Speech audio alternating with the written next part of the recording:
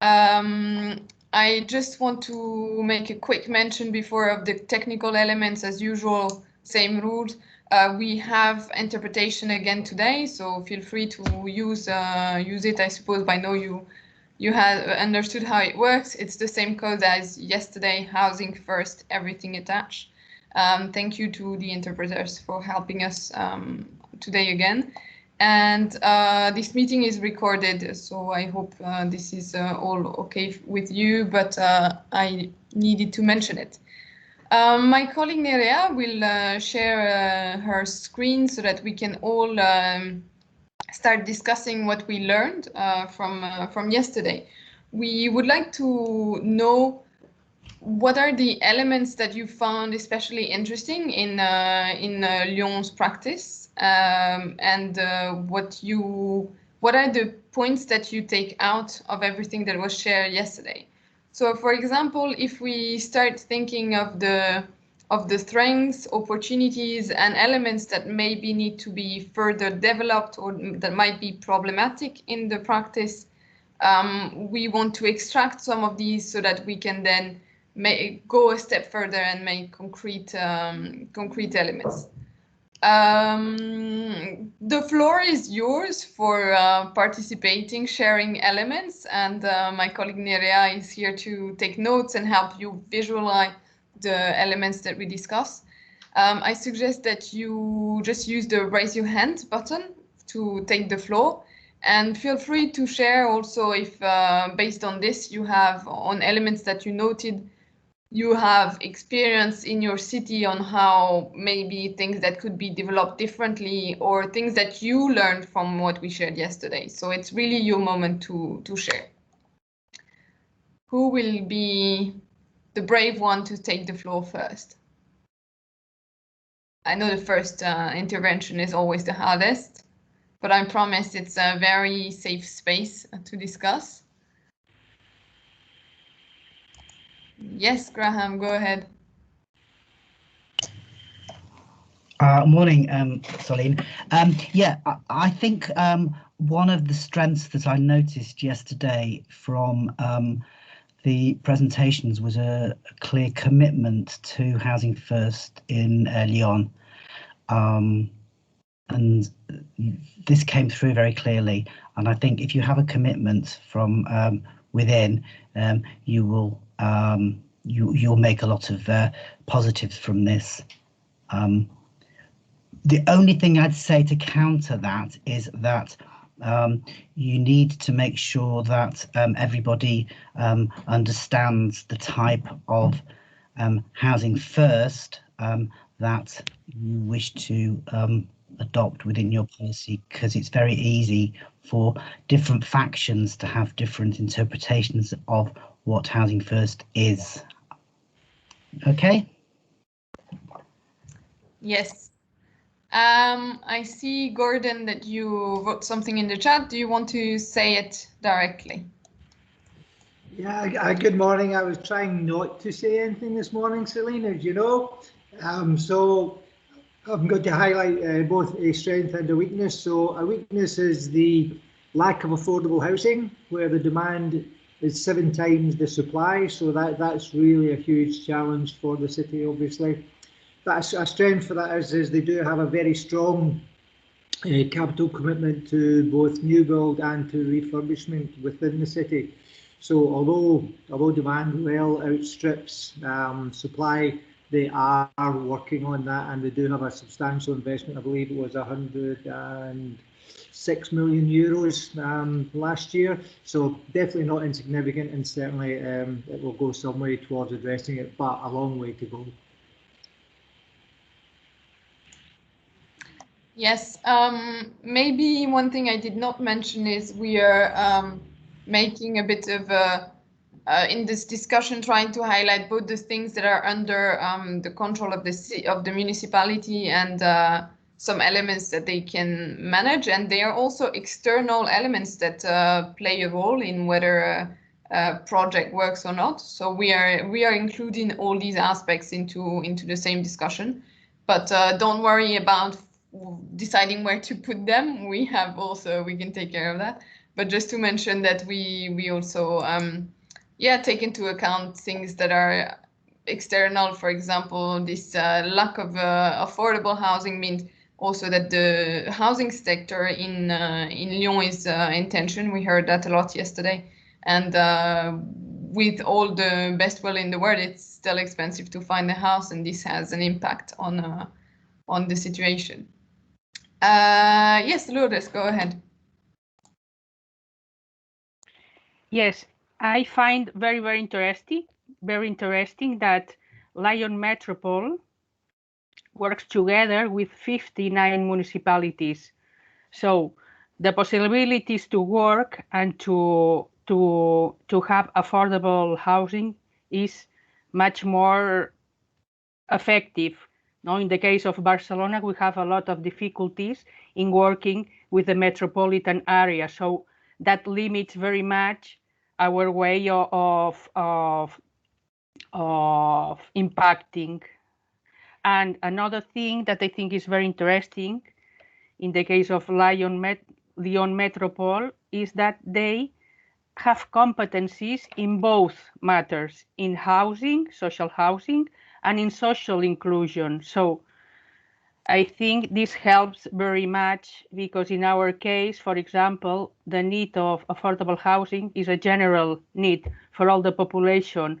At the end, the homeless people, our needs are, we have the sensation that our needs are always at the end of the priorities. We don't have the proper tools to impact, no, in housing policies. And weaknesses, well, the lack of financing, lack of funds, like always. But I think it's very interesting that they are counting on they are working on financial innovation. Very interesting to work with European banks because homelessness is not a local question, it's a global question, it's a European question as well. So it's very interesting that the EU involves in that matter. And in the other hand, very interesting, the social impact bond. Very interesting because homelessness is not a social services matter only. It's a way of understanding society, and it's society who has to well, we have to involve society in general if we want to change the things. That's all. Yeah, I think these are some very good points. I agree with you. Some of the potential for new financing schemes are really really important, and I look forward to hearing in the future how that goes, and if you can make it work in Lyon. Maybe we heard that in Barcelona it's a bit difficult to work with other municipalities. I wonder if anyone from Lyon wants to give any advice on what can we say on this? Is there what is your secret in making this work in Lyon?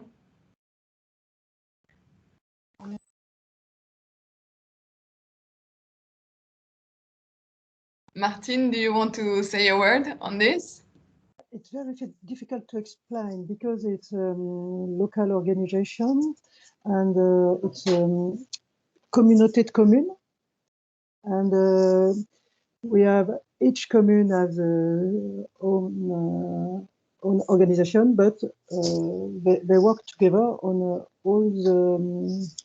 We have some competence, and city have some other competencies. So for housing, it's competencies for Métropole de Lyon, but and of course it's very interesting because we are a lot of 1.5 million inhabitants, so we have a lot of possibilities to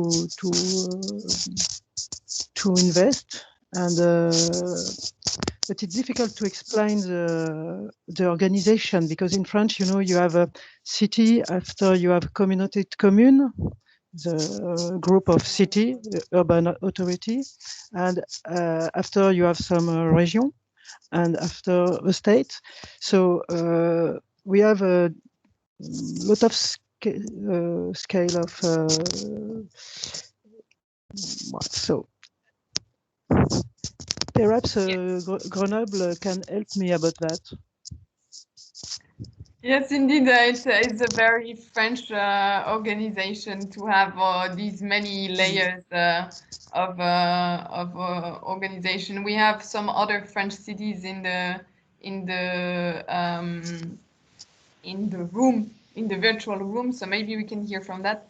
And I would just like to ask the person who just joined and who is written as guest to if they can just identify and say your name or something so that we know who is joining. Thank you. I see Dominique from Toulouse wanted to say a word.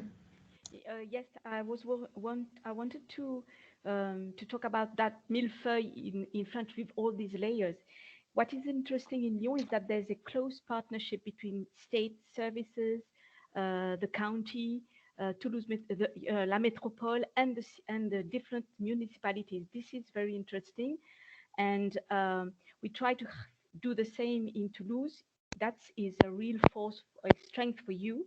At the same time, what is interesting also is the diversification of the housing offer, with the boarding houses, the private sector, temporary housing, public housing, where you still continue to increase your stock, the public housing stock.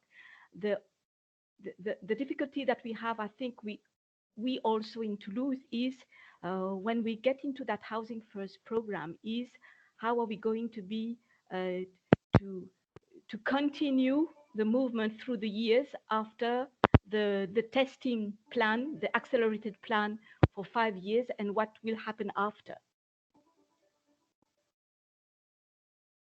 Yes, it's something that we see in many projects is the question of what happens after the pilot phase. It's not really a pilot here. It's already a very strong implementation. And I think what we saw is that many of the elements are long-term investments, so they're gonna remain. But there is of course a lot of cost in running those kind of services and finding how to keep that going and maintain such a high ambition. We saw that there are very high ambitions in Lyon, but what happens next is a very big question. Safia from Grenoble. Yes, I just wanted to go on the different layers to highlight the fact that I think that one of the strengths of Lyon is its strong legitimacy on leading its policies, and it's as the colleague from Barcelona said, the competences both on housing and social inclusion is really strong. And maybe to say that Lyon is kind of a unique administrative system in France, where they also have the competences that are usually on the just above level, that is the county, we say the département. And so to have everything integrated in terms of administrative organization is, I think, a great strength, and it's at the, I think, administrative level, but also on the political level, because the two levels are very linked and very important. To give an example, for us in Grenoble, we have the housing competency, but the social one is on the department. So the county, I don't know the equivalent, but just the level above. And so it's not the same geographical area. And also there are political differences. On Grenoble is more ecological and left, and the department is on the right side. So it's also other difficulties. And I think it's important to notice that Lyon has kind of a unique system in France. Yes, thanks for specifying this, for mentioning this. I think if we want to maybe try to bring that in a broader context that can apply to other cities, the key that I hear in many things that you are mentioning is this working in partnership with the state, partnership with different levels, and that is something we saw is really important. Especially, we also discussed it still in Lyon, it's extremely important, even though they have more competencies. But we heard that emergency accommodation is not necessarily the same under the same competencies. I think it's a national competency, if I'm right.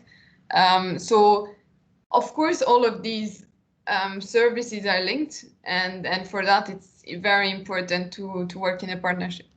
I find it interesting that we haven't mentioned yet the partnership with all the NGOs and the partners in the city that we saw yesterday. I suppose for many of you it's obvious because I know that you all work with the NGOs in your cities, but from my perspective, the involvement that we saw yesterday of so many organizations just showed that there is a really good ongoing collaboration with all these NGOs and these partners that are implementing part of the action plan, and I find that a very strong point to mention as well. When we did the round, the tour de table at the beginning, we heard that there are many challenges in many cities about using private investment.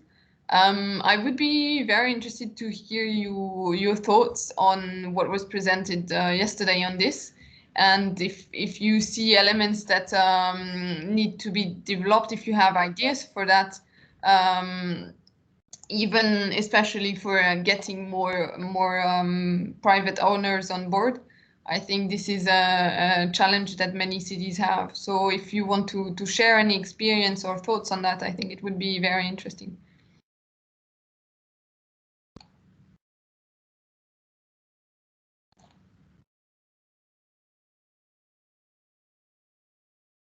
I think it was a colleague from Ljubljana who said, sorry, Lourdes, your hand raised. Yes, in the case of Barcelona, we have very little social housing. So with the Housing First pilot that I mentioned before, we have to work with the private market. At the beginning of the pilot, the social services teams have themselves to go to the market to find jobs. At the end, we could imply the housing department, and from now to the future, all the houses all the flats are provided by housing, but they are still private housing. We don't have the capacity to work with public housing.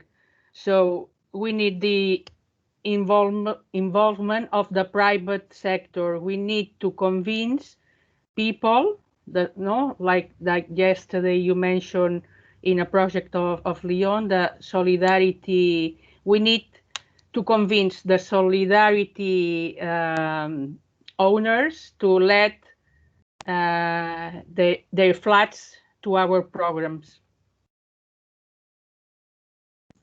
Yeah, thanks for sharing. I think the lack of social housing is quite important in many cities, and a very broad tendency that we need to work around, almost, I would say. Ruth? Yeah, maybe just to add something on the blending, I guess, of private finance and the involvement of the private sector with the public sector. I think that's probably one of the strengths in in Lyon. It's something that's also more broadly quite developed in France, is kind of funding and financing to activate the private rental sector to provide housing for social purposes. Even though there is also a big social housing sector that plays a very important role. And I think it works well because the articulation is there between some public subsidy, some public finance, and the role of the private sector. And I think we see that in other European cities as well, like in Brussels, where the social rental agency model plays a big role in housing the most vulnerable on the housing market. They're kind of social estate agencies, a bit like the Habitat and Humanisme thing that was presented yesterday. But their running costs are paid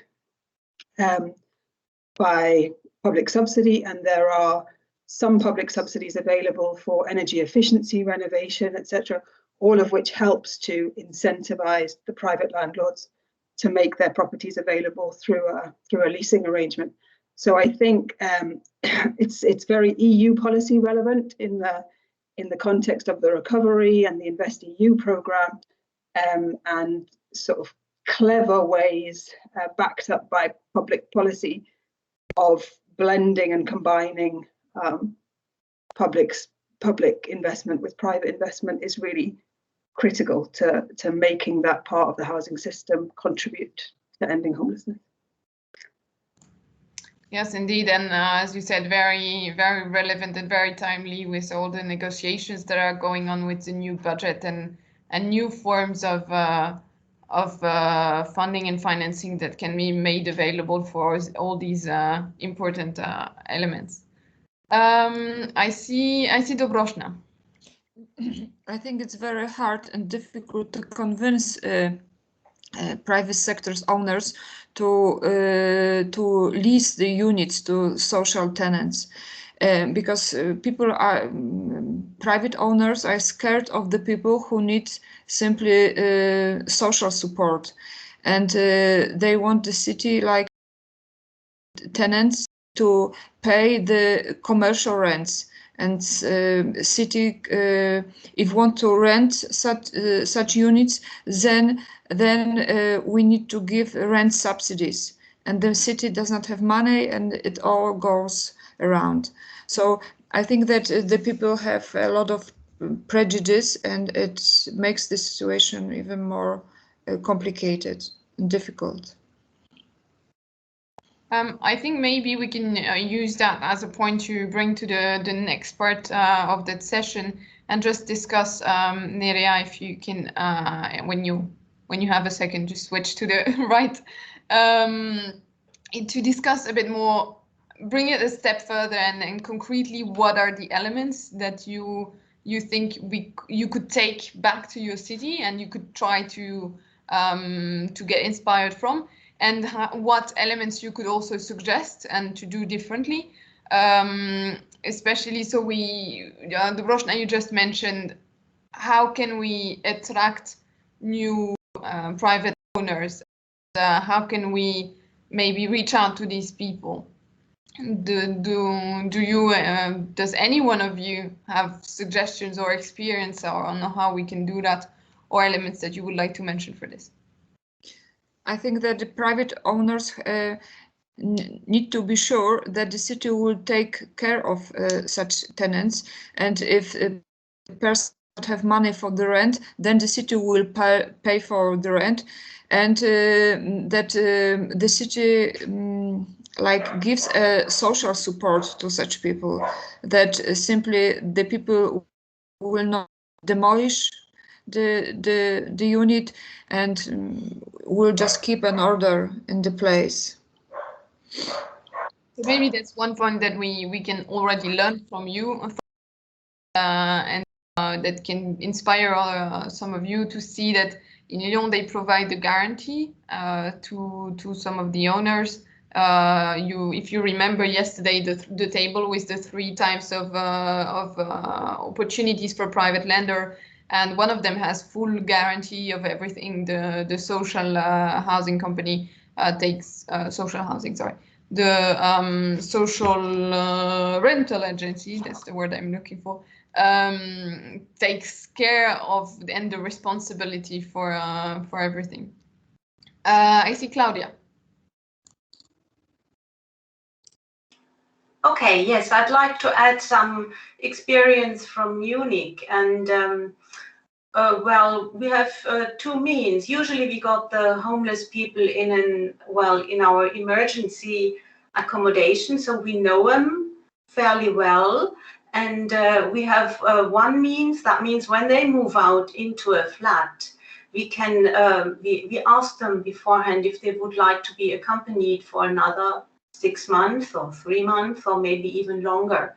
And then if the people admit, if they say yes to that, so the social workers have a certain scheme, they follow up with them, they ask them from time to time, how are you?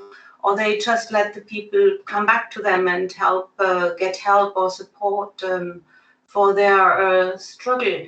And I think that's very helpful for the landlord or the owner of the flat, so that they know people get supported by social workers. And there is something else we do, but on a very restricted quantity. That means if you if you can see that the people are fit for living and that the landlord is just worried not to get the money afterwards, we give a sort of a guarantee to the landlord that if the people can't pay, that the city would take over for only a certain amount of or a certain time. And I think that is fairly helpful. So you also have a guarantee system for the rent for the landlords, and yes, but it's picked for people. It's individual. It's not just general. It depends on the people. But the point is, we don't do housing first, so we know the people, and we or the social workers know them, and then they talk to them, and they know exactly who needs what. Mm-hmm. So I take out two elements, I think, from what you say is so I mean, besides this guarantee that you just mentioned, the follow-up with the families that can be done also when they move to private housing schemes, Yes. and also the added value of knowing the tenants very well. Yes. I don't know, Lourdes, if this is your hand from before, if you want to say something new.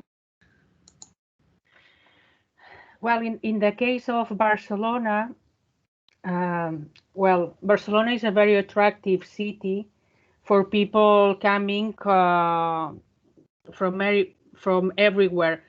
People coming from the rest of Europe to work and live in Barcelona, and it's a very touristic city. So you, as a private owner, you need a plus, because if you put your flat into the free market, you can get a lot of money.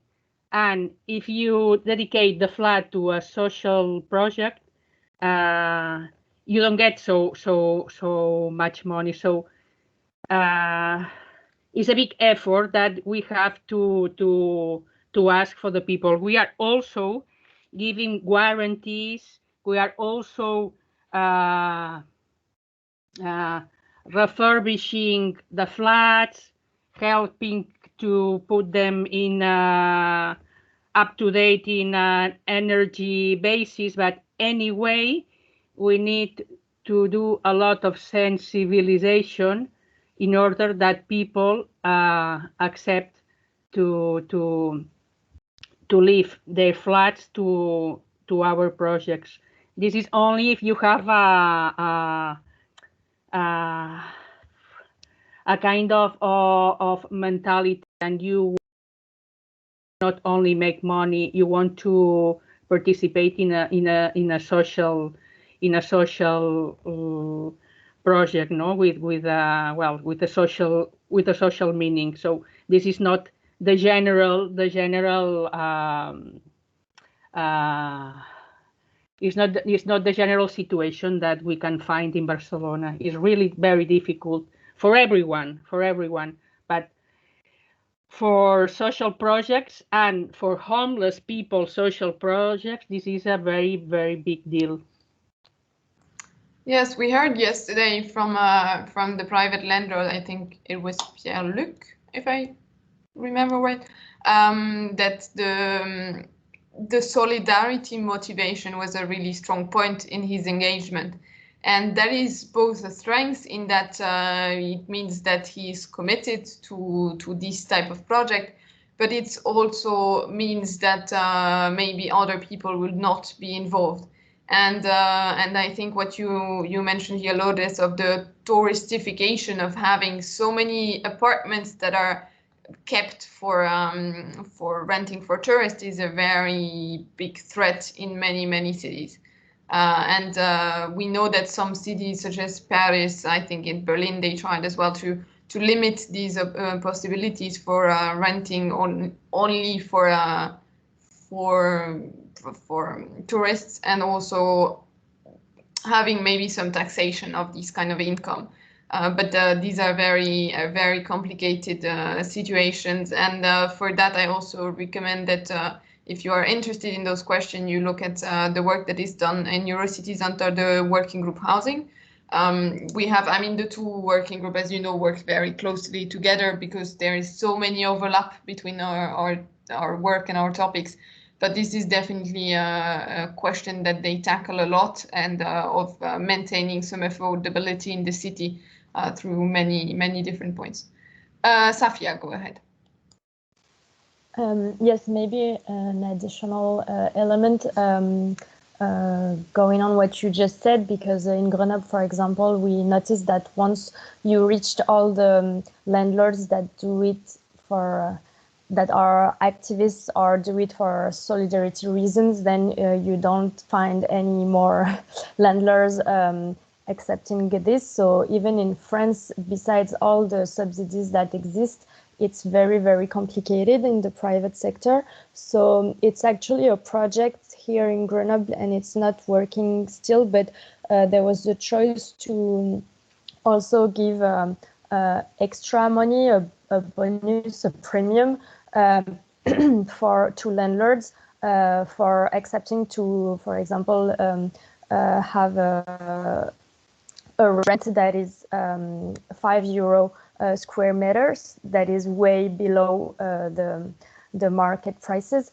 in the Grenoble sector. And so it's also how to find new ways, which we experimented it through the pilot project on Housing First with the extra money we had, and now it was a political choice to keep on to keep the experiment on the Metropolis money. So we don't have any feedback yet. It's difficult to measure to evaluate the impact on this kind of bonuses, but we will try to do it. So it's really a project for the moment. But just I wanted to add that it's also I think it's important also to talk about more philosophical questions about this, that is it a strategic also to put money? It's more political, but it's the choice to also put a lot of public money in a small amount of time. For example, here we have 6-year contracts with landlords so that they keep their apartment for in a social rent. But in the public sector in France, it's way longer. It's at least 50 years. So for approximately the same amount of money in terms of public subsidies. So I think it's a real also a political question about how do we use the public subsidies in terms of producing new social housing. I don't know if I was clear. No, very clear. Yeah, the question of where to put the money when we have to select priorities and where it's best spent, basically, I think. Thanks for mentioning that. We also would be curious to hear in a few months or years what if you have any results of this pilot that you are mentioning, and I from what I understood, also continuing. But for sure, very interesting to share. Dobroshna. No, I just quickly, I heard a statement of a private owners who had 10 apartments, and then he said that he can give one apartment like to the housing project. It means to the social social project. Yeah? It sounded very strange, but and then I thought that it's really project for someone who has a lot of money. Like he had 10 apartments, and he said, well, I can give one apartment to people, or rent the people who has social needs, who are in social needs. So, well. Yeah, how to involve different group of people, some that have maybe 10 apartments, but what about those that have only one? It's a very good point. Graham? I'll be very quick. Yeah, I think that it's really interesting to hear that we all seem to be suffering from pressure on the housing market, like in Barcelona, where property prices and housing is very expensive. Again, in Bristol, we are suffering a very similar problem. The main pressures on the markets traditionally in recent years have been, for example, student population, the growth of Airbnb, and so it's quite difficult for us to attract the private renter sector into initiatives such as Housing First. However, we have got our mayor has set up what's called the Warm Bristol Partnership, which does form partnerships with organisations such as ethical banks and finance providers who can link in private rented sector accommodation providers into sort of innovative ideas around Housing First or social housing. And I think, again, it goes back, Celine, to this notion of forming partnerships, whether it be with floating support workers at the frontline level, or whether it be at a very high level with finance institutions. Whichever, I think it's a kind of key bit of the Housing First. It's to try and persuade people that the model is very effective and has a lot of success with groups that need it. Yeah, thanks for sharing. I think there is a lot of interest on these innovating financing schemes. Maybe this is a topic that we should keep in mind for the future. If there is many of you who think it's a key element to develop, to hear about social impact bonds, about this financing with private sectors and so on. So maybe we can keep that in mind. We will have a discussion in the business meeting of the priorities for the future and which elements you would like to discuss. So if this is something you find interesting, please do not hesitate to come back to that. Indeed, this question of partnership is really important. I will soon close this session so that we can also discuss a bit more about how COVID impacted all of this. But I want to give the floor to Martine for a quick reaction.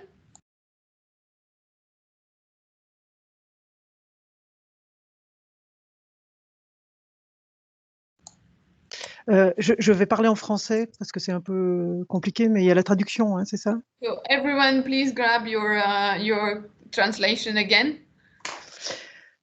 Simplement pour dire sur cette question du parc privé et du rôle des logements privés dans le logement d'abord, nous, il nous semble, comme l'a dit Grenoble et comme vient de le dire Graham tout de suite, là, il nous semble qu'on aurait aussi intérêt peut-être parfois à acheter les logements et à les remettre sur le marché pour des investisseurs éthiques. Plutôt que de donner beaucoup de subventions à des propriétaires privés pour des durées très courtes, ce qui nous coûte très cher. Donc justement, en ce moment, la réflexion qu'on a avec les banques européennes porte aussi là-dessus, trouver le moyen de financer nos acteurs pour qu'ils puissent, éthiques, coopératifs, qu'ils puissent acheter les logements et derrière les mettre en location pour du public housing first et éventuellement les vendre à des investisseurs éthiques. Voilà, c'était juste pour conforter cette piste, mais du coup ça demande des moyens, puisqu'en effet, Barcelone l'a très bien dit, on a des difficultés de loyer et d'écart de loyer aujourd'hui. Voilà, le logement est dans une logique spéculative et tant qu'il sera dans une logique spéculative, on aura du mal. On a deux points qui s'affrontent, le droit au logement et la spéculation. Donc, comment on trouve la bonne voie? Voilà. Yes, so the question that already Safia mentioned a little bit of whether we should actually buy flats and put them or through rather fund ethical banks that would be able to buy the flats, and then it's a long-term investment, and it's you have more control of the duration of these investments, whereas if we subsidize only private owner, then it's very expensive but very short term. I saw that there were some discussions in the chat box, also especially Gordon, who wants to avoid taking the floor to give the chance to other cities. But yes, how to find a good mixture of incentives. He also mentioned the fact that one of the good elements that we can learn from that is the work around private houses and the ambition of expanding this aspect. So I think we had very interesting discussion. I really appreciated all the perspective from all of you, from the different cities, different situation. We see that there are some differences, but actually a lot more in common than differences. So I find that particularly striking. Not new, we know it from working together since a long time, but every time it strikes me again. Thank you so much for sharing. I think that maybe we can close this part. I don't know if Martin, you want to react quickly to all these exchanges and to sharing the information that we had in the last few hours and day, or if you would like to wait for the next session and then we do that after. Je pense qu'on peut continuer, mais je trouve que ces échanges sont vraiment intéressants et j'apprécie vraiment qu'on arrive à progresser ensemble pour aller plus loin dans le logement d'abord, mais on continuera ensuite peut-être. Okay, so let's move on to the next session. We thought in this context it's almost impossible to talk about housing first, about how to improve the situation of homeless people, without mentioning that it's COVID and that it has changed a lot of things for us in the way we work. I mean, we are online today, but this is I would say a minor change compared to all the things that you had to adapt in the cities.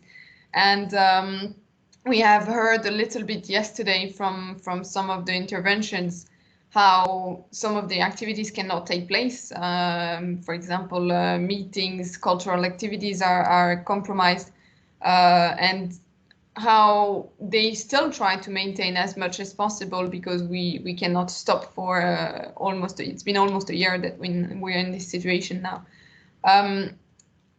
I think what we also felt like is that it brought a lot of attention to the situation of homeless people. it was a topic that was important before, but often hidden.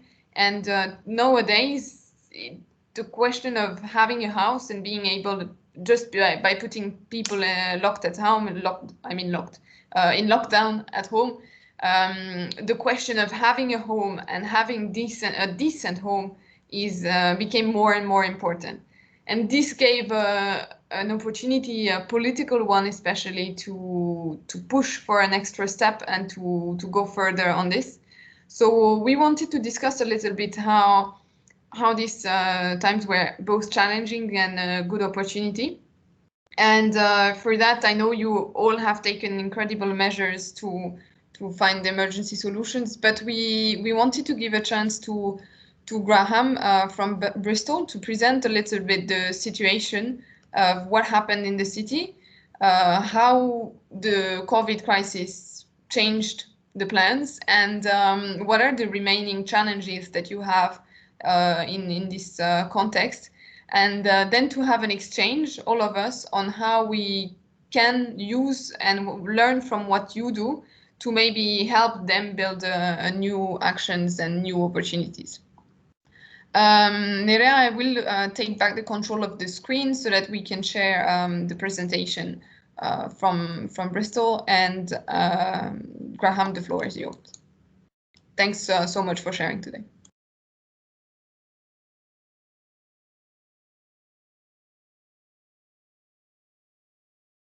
Sorry, it might take a few seconds for me to upload. Okay. Oh, anyway, shall I start? Shall I can introduce myself here. This is the first. Can you hear me? Yeah, we can hear you clearly. Thank you. Okay. Yeah. Good morning, everybody. Thank you very much for asking me to come along today. This is a presentation that I actually presented last week to our policy network in Bristol, so it's all very fresh, and apologies if I'm kind of new to it.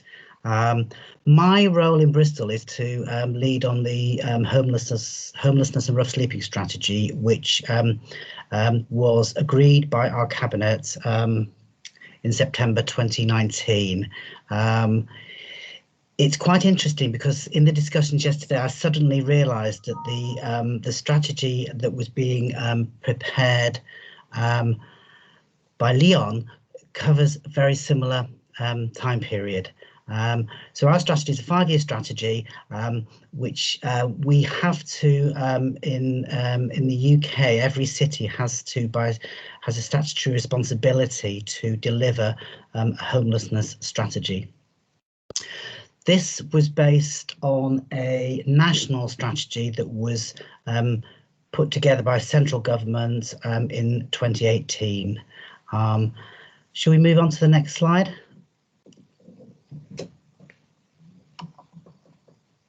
I can do it. Sorry.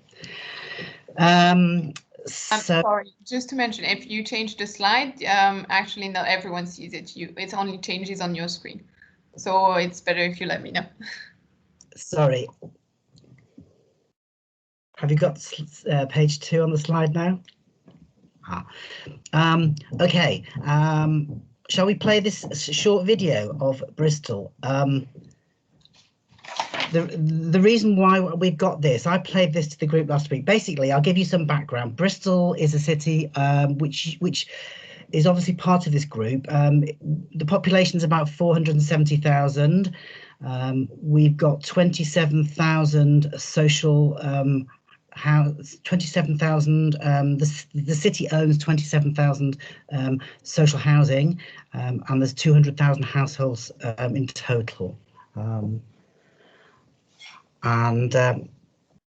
I'm just going to play you a short video which one of our partners put together last week, which is worth a quick, brief look, because it reflects the partnership of the strategy. I'm having a bit of a technical hiccup. Okay. Sorry for that. I don't know, Nerea, if you can, maybe can you share the video yourself?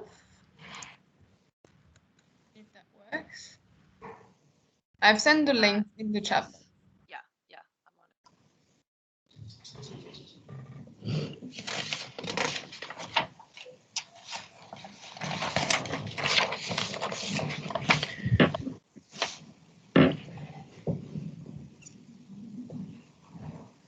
on Saturday, and this is the story of the little city that can. Over the downs and not so far away, maybe around Hotwells or somewhere near Patchway, lives a curious girl with her mum, dad and cat. And the very cold snow got her thinking about facts. I would just pass my Christmas visit, people, without any chimney. And the little girl's right, you know. Father Christmas told me. He can see people struggling, and that times are bad. And people are homeless, and that makes him sad. Because not everyone has a chimney. It's definitely true. There are people without chimneys in Easton and Chew. There are people worried sick about money in Greenbank and Knoll, and people who feel lonely from Hembury to Cruise Hole. And people he sees out in the cold in Broadmead, people without warrant for the shelter they need. So Dad had to think about how he could answer the question. He thinked, and he thought, and he had a suggestion. Well, in Bristol, our family, friends and neighbours do care, especially after tough times like it's been this past year. And that's right. This is truer than true. This year, Father Christmas has been helped out by you. It used to be that community came together a few times a year. But these past few months, local spirit conquered and helped fight off fear. This Christmas, Karen in Bristol will provide support in the winter chill to help people who are homeless from St Werburgh's to Lawrence Hill, and help people worried about money and Filton start wishing that they can start the new year in a much better position. From Stokes Croft to Fishponds, Bristol really does care. We're creating a city empowered to solve homelessness because that is what is fair. This city can. So let's make it happen. Join us today. We supported our winter homelessness projects in Bristol. Proudly based in St Paul's and Old Market. Bristol, the little city that can.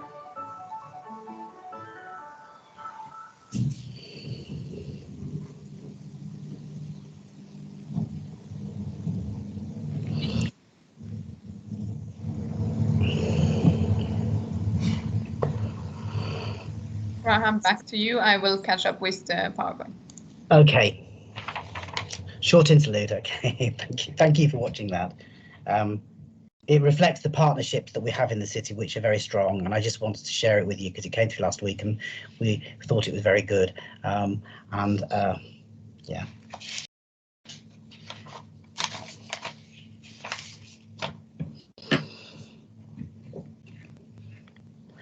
Okay, shall we move this on, Celine, because I realise that we have got limited time. Shall we move on to the next slide?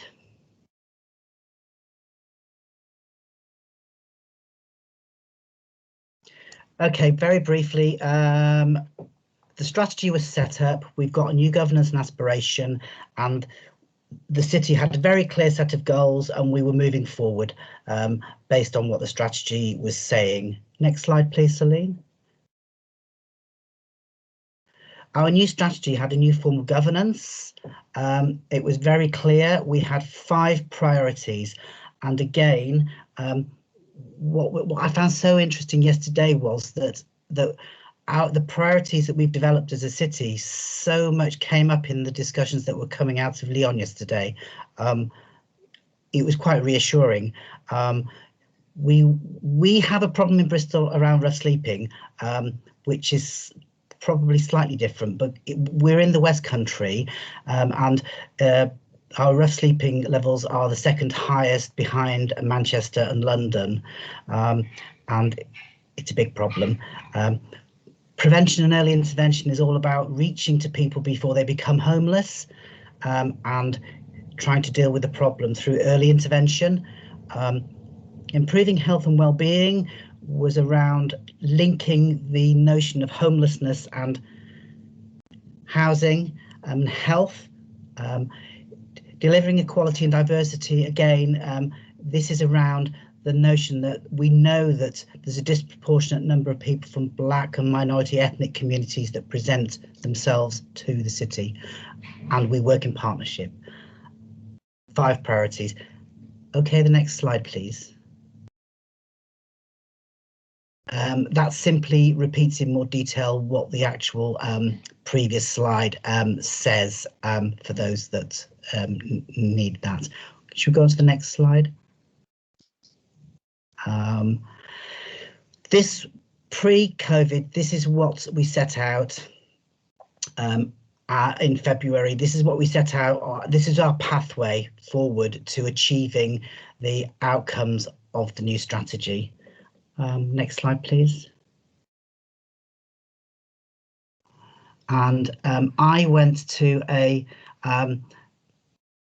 policy forum in London on the 28th of February 2020, when I really did feel that there was things were happening, and the numbers of people sleeping rough in the city had reduced for the first time in 10 years. There was a lot of talk about housing first expansion, and we were very excited about that possibility. We had developed a pilot, and there were other bigger cities, Birmingham and Liverpool, who were developing larger pilots, we were trying to work out our homeless policy position in the city following the general election and the fact that we'd entered the Brexit transition at that point. And we were looking at developing the role of the private renter sector. These are all things that have come up yesterday and today here. It's really, really interesting that that's come up in our discussions. And then all of a sudden, on the 23rd of March, we were given 48 hours to get all our street homeless off the streets, and it was a very, very challenging task, and we needed to sort of look, and basically people were placed in hotels, in the YMCA, in the youth hostel, and in temporary accommodation that we were finding. We called out to the private renter sector and to our universities, and it was achieved. Somehow we managed to place 300 people into various amounts of emergency accommodation. It was probably partnership working at its best in an emergency situation. And it was an experiment, and we didn't know whether it would work. And we immediately had a reduction and almost an ending to rough sleeping, which has crept up more recently. And we had an overnight expansion of temporary accommodation to above 800 units. This is what happened within 48 hours. We had to explain how we were going to proceed with our new strategy, and we felt that the 5 priorities of the strategy were robust enough to be continued, and we would carry on using the strategy to guide our way through the COVID crisis, which is what we did. And the main role that the strategy was going to play was in validating our bids for money to pay for the cost of emergency accommodation for homeless people and street homeless during the time that they were placed there. Okay.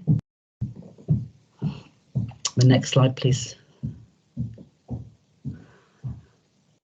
So in March, it was everybody in.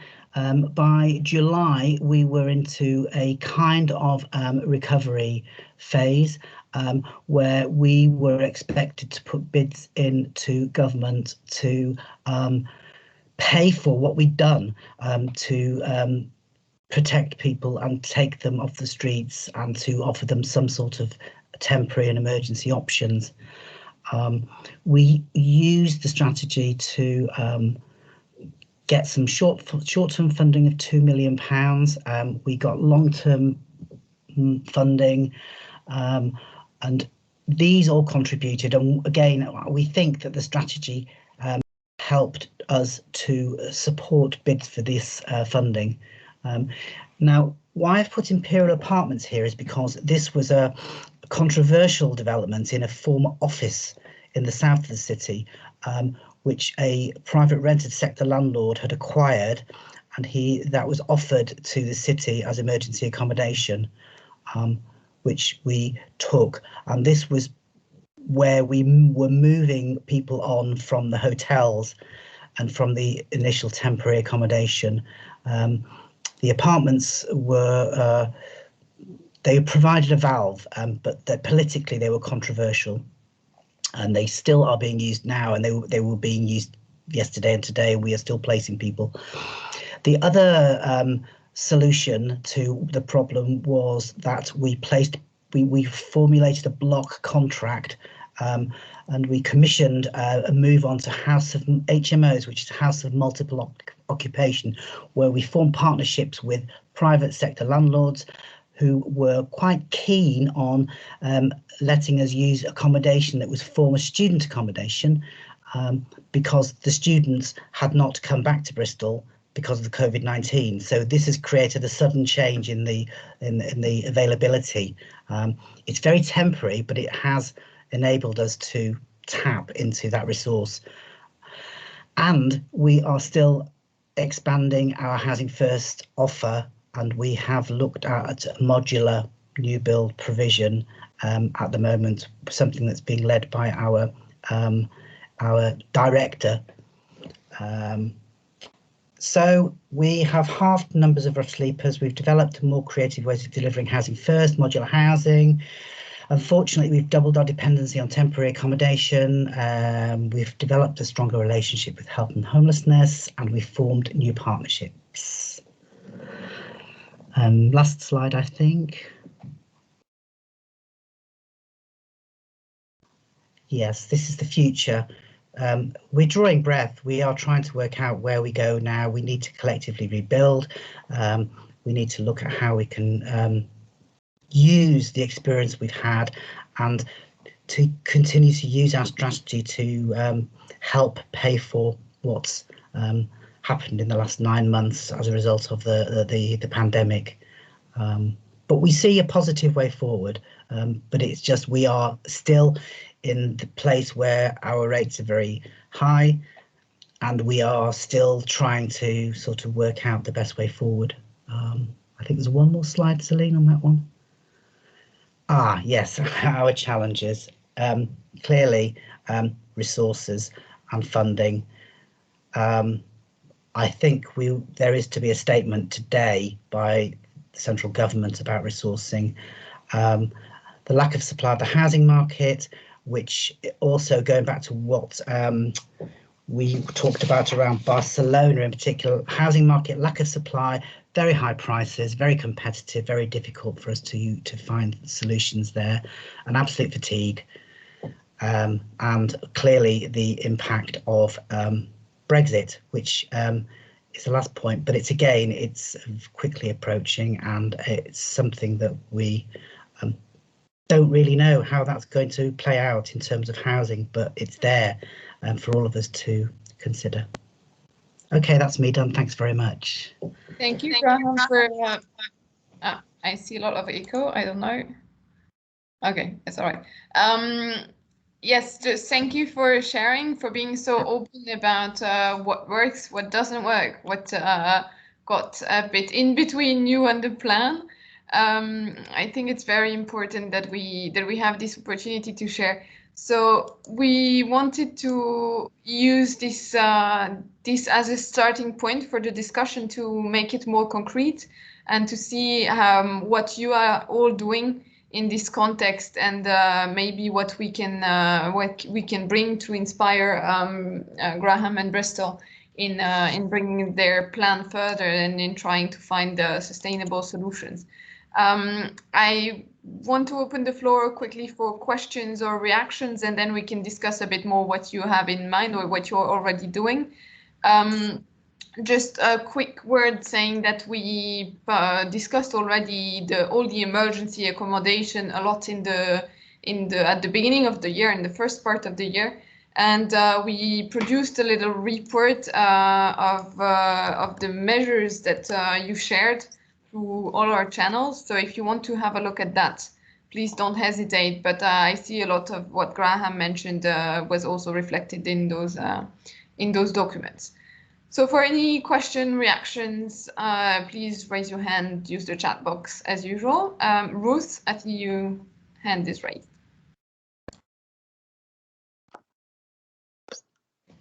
Yeah, I had a question about the kind of long-term funding and financing options for Graham. So I noticed that the long-term funding that you got from the Next Steps envelope was not that much more than the short-term funding. And I wondered if you could say a little bit about that and a little bit about the question that's kind of come up in the discussion already, which I think a lot of public authorities are looking at from a recovery perspective, which is how do you go for how do you finance sustainable solutions going forward from here? And certainly we at Finanza are looking with public authorities at different levels who want to promote and finance projects, for example, to buy hotels that may have come onto the market or that they may have used on a leasing basis during this crisis and convert them into permanent supported housing, where if they can get the long-term financing, you know, they do have a revenue stream to pay that back. And so I just wondered, like in a UK or an England context and in Bristol, what that discussion looks like, given on the one hand that the long-term financing doesn't seem to be there in a public investment perspective, or at least there's some more of it, but not enough of it.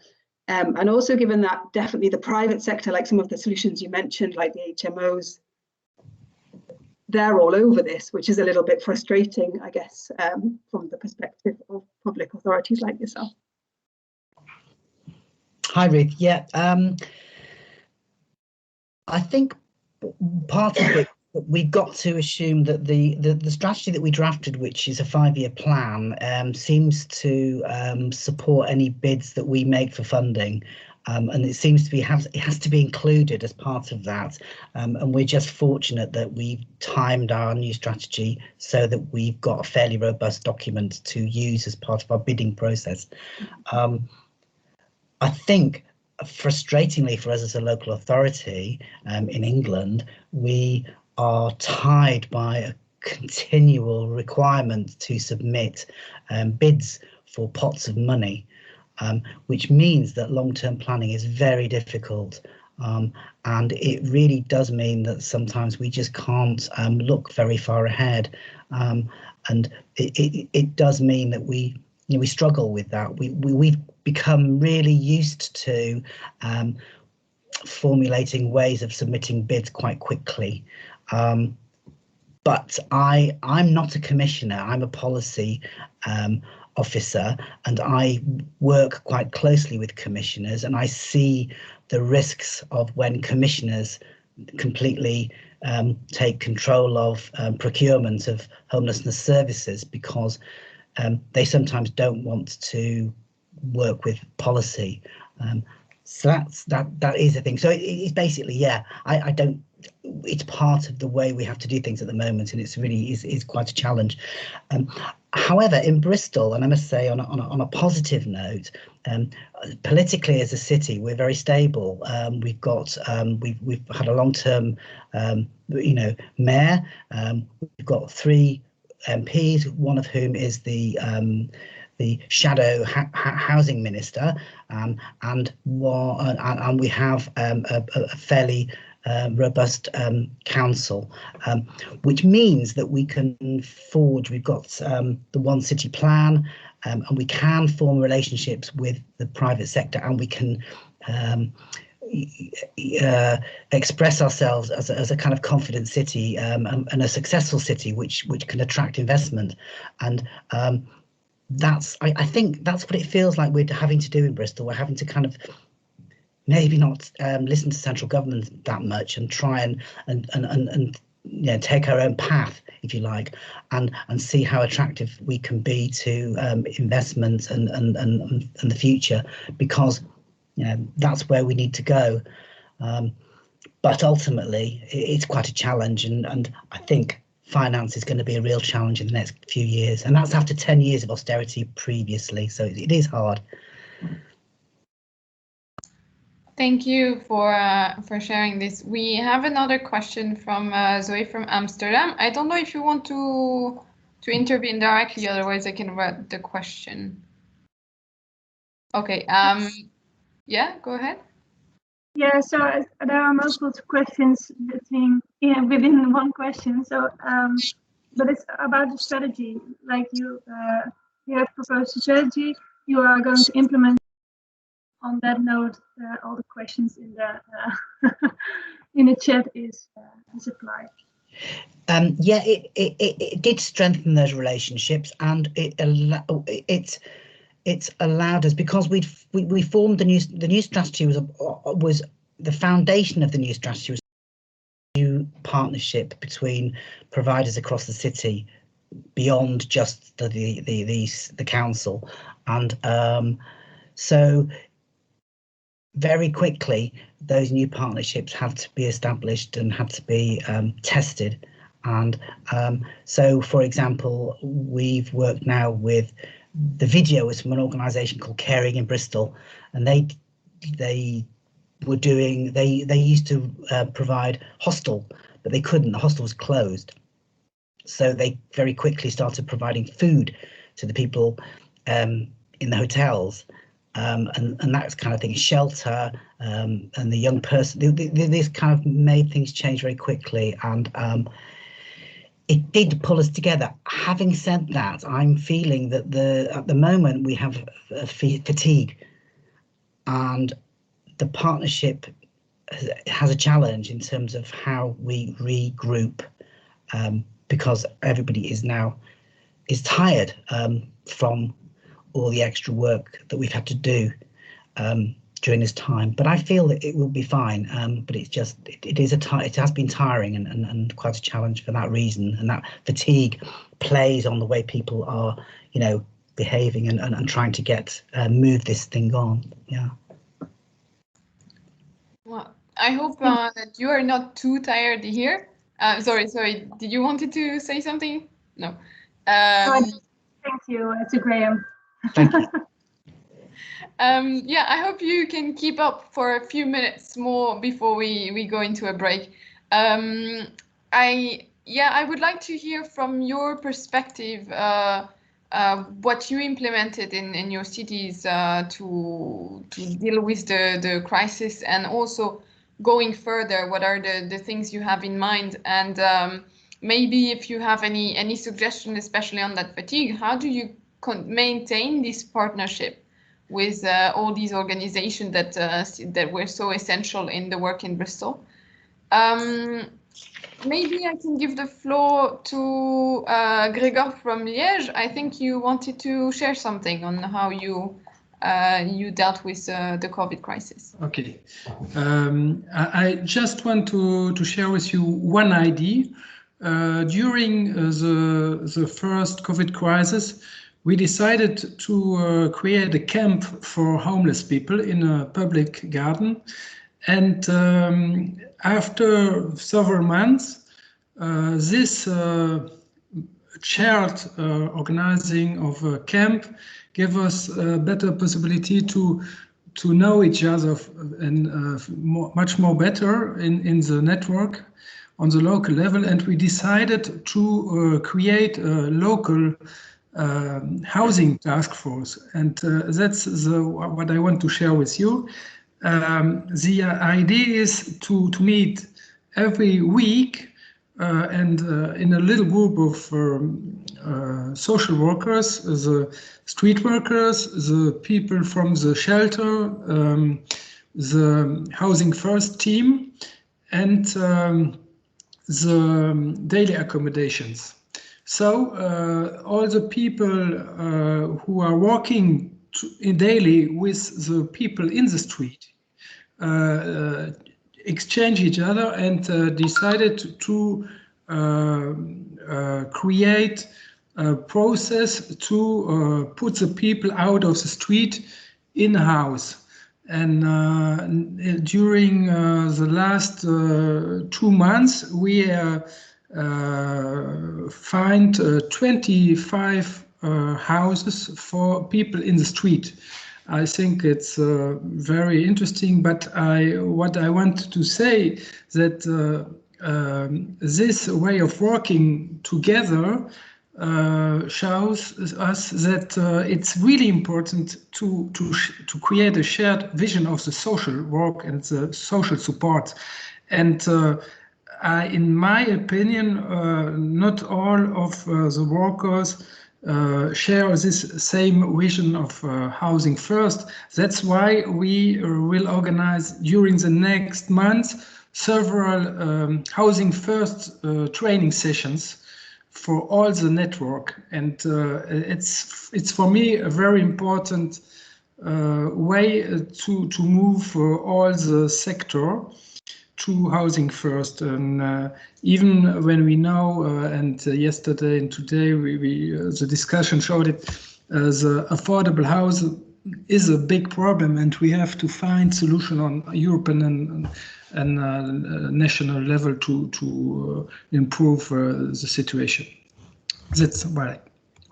Thank you for sharing. I'm curious, where you mentioned that you found a lot of new houses and apartments.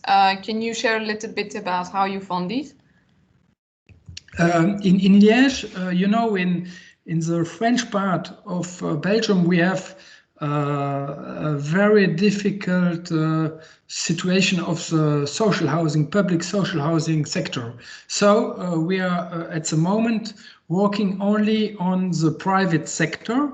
And in the same way, like yesterday, Humanism and the NGO explained, we have a Solidar Owner project and a housing catcher. And so we have several people looking for private owners, and we have very good results. At the same time, last week we organized the 1 point counting experience, and with a lot of communication around, and now we have also other projects with foundations to create specific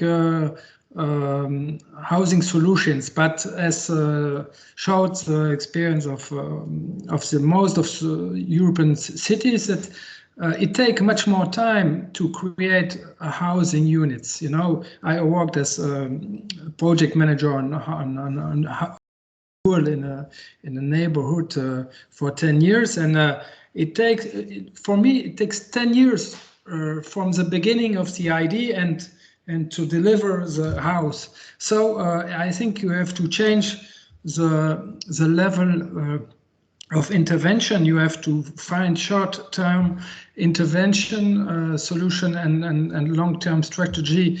During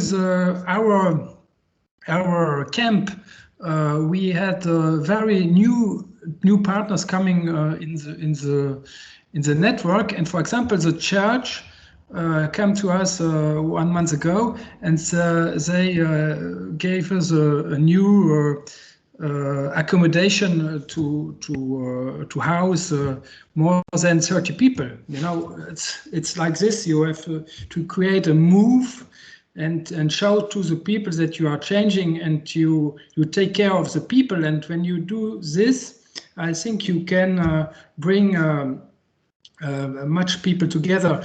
Another last thing I want to say is that in Liège we have several strategies around inclusive society, and we try to make participate citizens also. We have several cooperative projects to develop activities for migrants or other poor people. And it's important to in the new vision of society, to mobilize also the finance of the citizens for new social economy projects, I think. I'm going to struggle to mention all the interesting points you just made. I very much agree with Ruth's comment in the chat box. It's you mentioned that it takes time to make a big change and to have long-term strategies, but having 25 people housed in such a short time is already quite impressive, and we can take small actions that have great impact at a short term and aim for a long-term big ambition. I also, among the many things that I wrote, is the question of training the stakeholders. You mentioned this alliance that you have, this partnership that you developed around the crisis and how it brought people together. And this is also something we heard yesterday in Lyon. We went a bit quickly through the third aspect of the action plan, but there is a strong commitment to shift the mindset and to do that also through training. So I think that's very interesting, and I'm very curious to see how that goes in the future.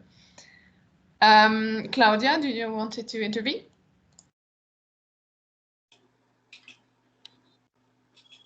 Oops. Oh my dear, I try.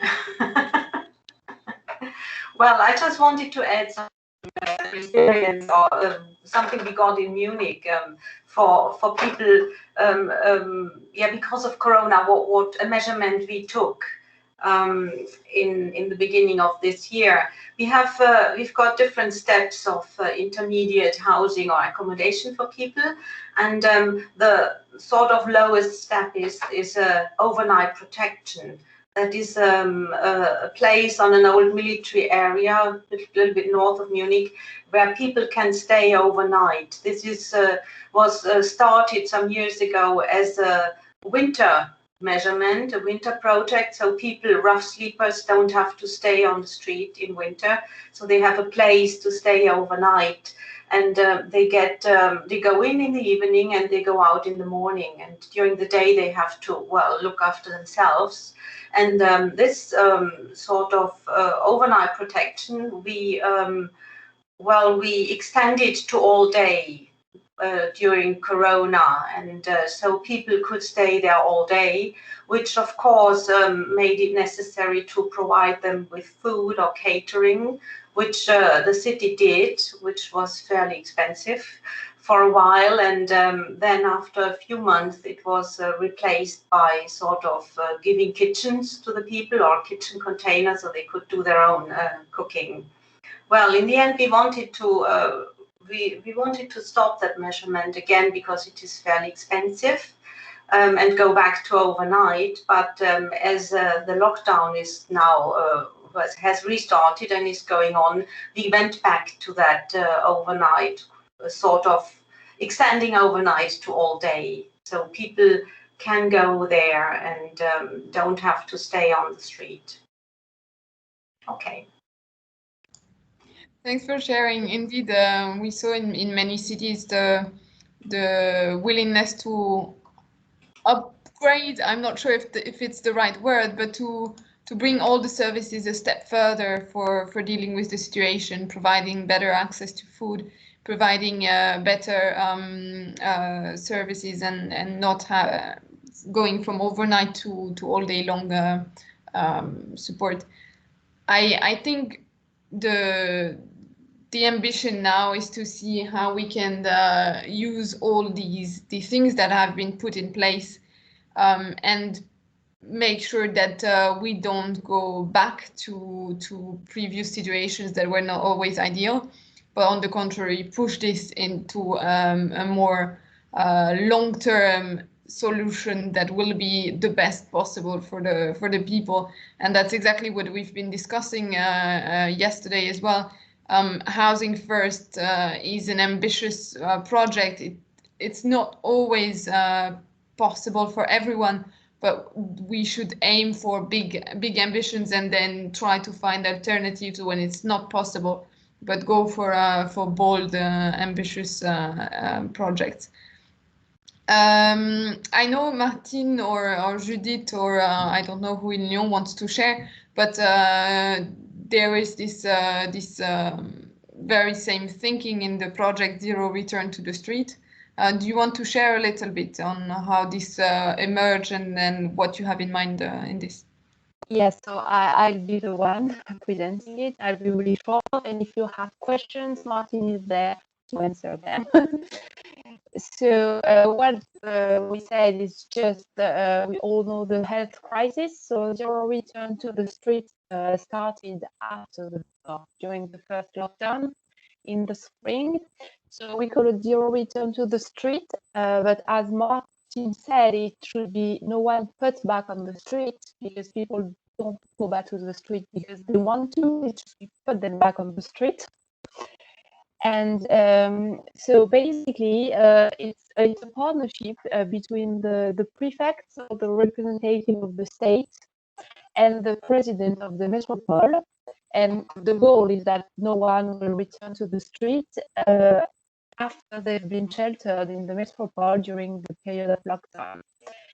And so what's been decided in June is just 2 areas of work were to be implemented immediately. So the accelerated provision of 500 social housing units over 5 months. Judith, can I interrupt a second just to ask if you can maybe cut the video, because the sound is a bit cutting and I think it would improve maybe the quality. Okay, is it better? I think so. Thank you very much. Sorry. You're welcome. So about these 500 social housing units, it's done by social landlords and reservists, so people who have this could have accommodation, and it's also they have a commitment between the different municipalities. So you know the metropole is gathering 59 municipalities, so it means they reach an agreement. So it's the first step, and then there is a strong emphasis on temporary housing. So in different properties that are vacant or partially occupied, or on land that can accommodate modular housing. So this objective, it means that a large number of stakeholders are involved. So the state, metropole, social housing providers, Action Logement, it's just, we need all the stakeholders to be involved. So what they say is just, there are 2 working groups that have been created. So one is in charge of setting up a program that support towards and in housing. It's just for households that can opt for long-term housing solutions. So it means we can combine different housing offers and tailor the needs to what the households need. So it's it amplifies what's been done in Housing First project, and it's the first step in a platform to support all private households in accordance with the Housing First principles. So it's basically to make the link. And the other one is about the temporary housing, what we call intercalary properties. So logement intercalaire in French. So it's in properties belonging to the private housing agencies of the metropole, and it means to provide shelter to people who, given their administrative situation, cannot access ordinary housing. So we talked about it a bit yesterday, and it's been strengthened. So 20 housing units will be made available shortly with a support program, including access to rights, because it's a big question. So I'm summarizing. Basically, you have short-term impact with the social housing stock and modular and temporary housing. And then you have a longer-term initiative. It's to reorient housing captured in the private stock for social purposes. development of a specific type of housing, and a major effort to support people by mobilizing new public funding and people that are at risk. And basically, all stakeholders that were invested in opening the what we call COVID-19 places. So you have Habitat Humanis, Lema, Alinea. So it's these stakeholders that were managing the COVID shelters, I don't have a better term, are involved to the next step. And so it's an ongoing process at the moment, but it's still the goal that's been done in the metropole. So that's basically the project. Yeah, thanks for sharing. I think the key point in this is to go long term for these solutions and to find new housing solutions. You have to think outside the box and to be creative with new formats of housing, such as this intermediary modules and that you can provide.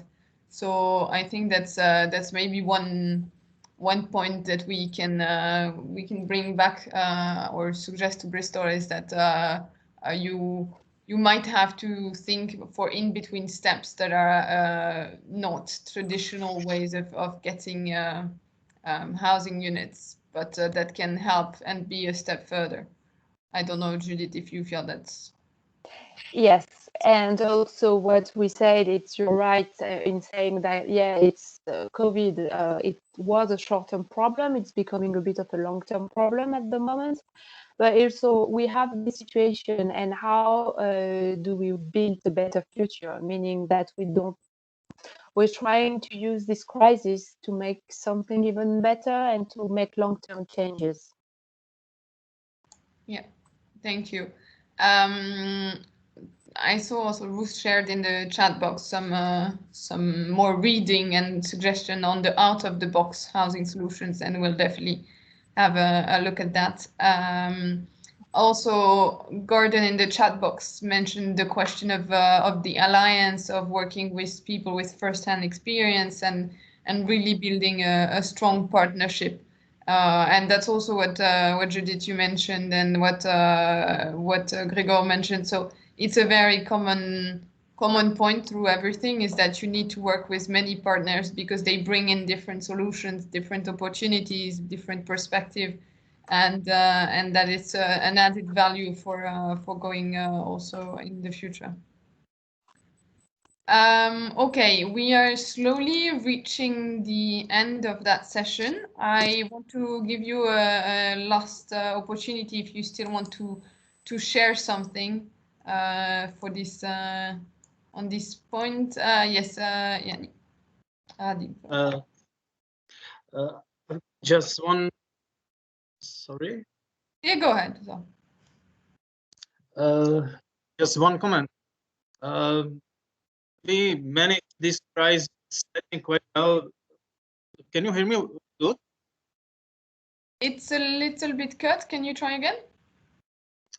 I checked the camera. Yes. Okay. Thank you. Is it better? I think it's okay. Yes. Okay. We have 3 new centers for homeless people. We had to expand our social services. Quite a good cooperation with NGOs, doctors on the streets, volunteers. Things. It always worked very well. I think we managed very good, but we are really afraid now of impacts of COVID crisis. Many people are getting in problems, serious economic problems, and they are to be at the risk of lose their housing. So this is quite a big challenge for us. So it was a bit cut, but I hope I got the main point, which was the long-term impact of the crisis and how this will impact the thing in many people are losing income and are at extended risk of poverty and maybe even becoming homeless. Did I got this right? Yeah, that's okay. What we solve now. So we are thinking about some strategy to help these people not to lose their housing. Mm-hmm. I wonder if there is anyone who wants to share. I know you have all identified very similar situation. We have mentioned that a lot in a previous meeting with at risk of poverty among new groups. Do you have solutions? Or are you thinking about strategies to avoid that new people become homeless or are increasingly at risk by losing so much income? Is there anyone who would like to share something on this?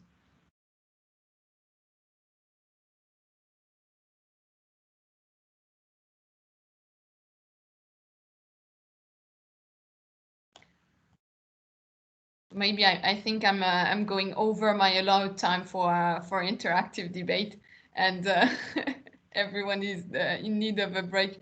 So I will take another 3 minutes of your energy to ask maybe Graham if you want to share a little bit about what you heard in the discussion, whether that's helpful and or anything that you would like to react to.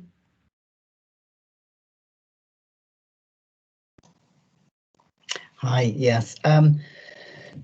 I think this discussion is really good because it's, as I said earlier, it is quite reassuring to hear very similar experiences to what we've been through. What's interesting is that we need to look at a more long-term solution rather than, I mean, this is the problem we've got with funding, which is what Ruth kind of referred to, is that how do we get ourselves into a kind of longer-term place? We know we're not out of the woods yet, as it's put, but we know that we need to think in terms of the long term. And certainly from our point of view, that means having in place strong partnerships and having a clear idea as to where we think we need to go. And going back to the Housing First model, and we touched as well on the idea of co-production and lived experience, and how people that have gone through this experience will help us determine the way we take it. That's quite important in actually sort of working out our way forward. It is about working together, really. I mean, there are some that we know that there, for example, the housing of multiple occupation example that I gave.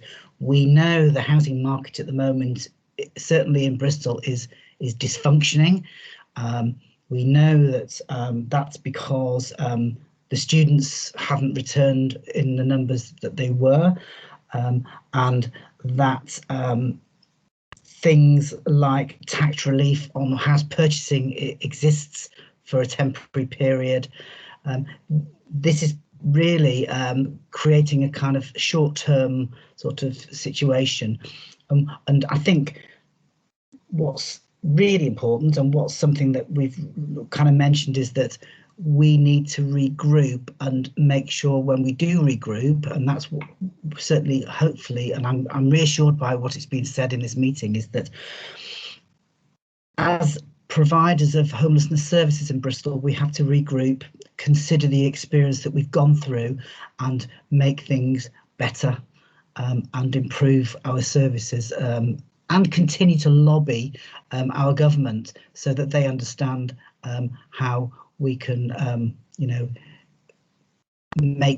carry on with the service that's required. Really, that's all I'm going to say for now. Thanks. Thank you for sharing. Thank you for being so open also about the the situation in Bristol. Maybe a final word for this session. I mean, I think this session is the end a little bit of the exchanges on the, I mean, not completely, but on this big 2 days of topic on housing first. The next part after the break is a bit more general about EU and about what's coming up next. So I would like to give the floor again to Lyon, maybe to Martine, to let us know what did you thought of these 2 days and whether you found it helpful in any way or want to share anything.